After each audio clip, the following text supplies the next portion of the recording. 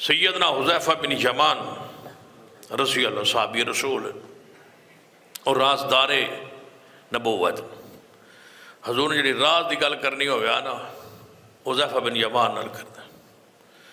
تو پھر کئی بار لوگ پوچھتے ہیں اس کے بارے تو فرماتا ہے رسول اللہ راز میں نہیں دستا۔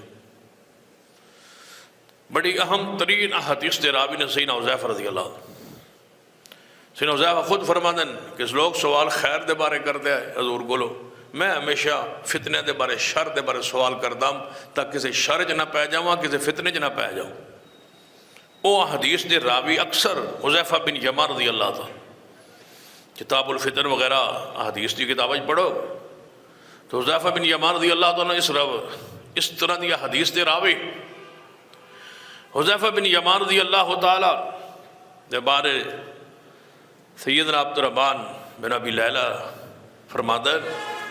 کہ میں مجلسی بیٹھا موجود ہوں تو سیدنا حذیفہ بن یمان رضی اللہ تعالیٰ اپنے غلام مذبن جڑا مجوسی ہے اس نو کہے با پانی لیا دوں،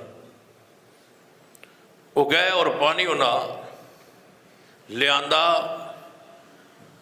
چاندی دے گلاس، چاندی دا گلاس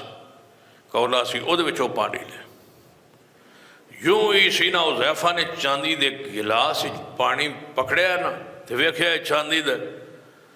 تو غلام نو پانی سمیت کولا دے مارے، فرمایا تو جاندا نہیں تیرے علم وچ نہیں؟ تو دوسرے ساتھی کہنے لگے حذیفہ تسا بڑا عجیب کام کیتا ہے، سختی کی تھی، کولے دے منہ تے دے مارے۔ فرمایا اس تو پہلے بھی واقعہ ہو چکا ہے، انہوں ایک باری سمجھایا ہے انہوں سمجھ نہیں آئی، انہوں سمجھ انہوں اینج ہی آنے سی، جب دوسرے دے انداز یہ سمجھ نہ ہے نا پھر بعض دفعہ حدیث دی اہمیت تے غیرت یہ ہوندی ہے کہ بندے نے تھوڑے جہاں الٹے انداز نہ سمجھاڑا میں۔ سیدنا حذیفہ بن الیمان رضی اللہ تعالیٰ فرماتا ہے کہ اس نے میں کئی دفعہ سمجھا چکا انہوں سمجھ نہیں آئی تو آج پھر چاندی دے گلاس وچ پانی لے آیا ہے، انہوں میں کئی دفعہ دس چکا کہ ساڑھے رسول نے روکیا ہے،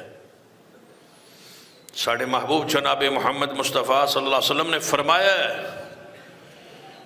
کہ سونے اور چاندی دے گلاس تے برتن تے پلیٹ چ نہ کھاؤ تے نہ ہی پیو، یہ کافراں لئی دنیا چ برتن ہے اور تواڈے لئی یہ برتن جنت جو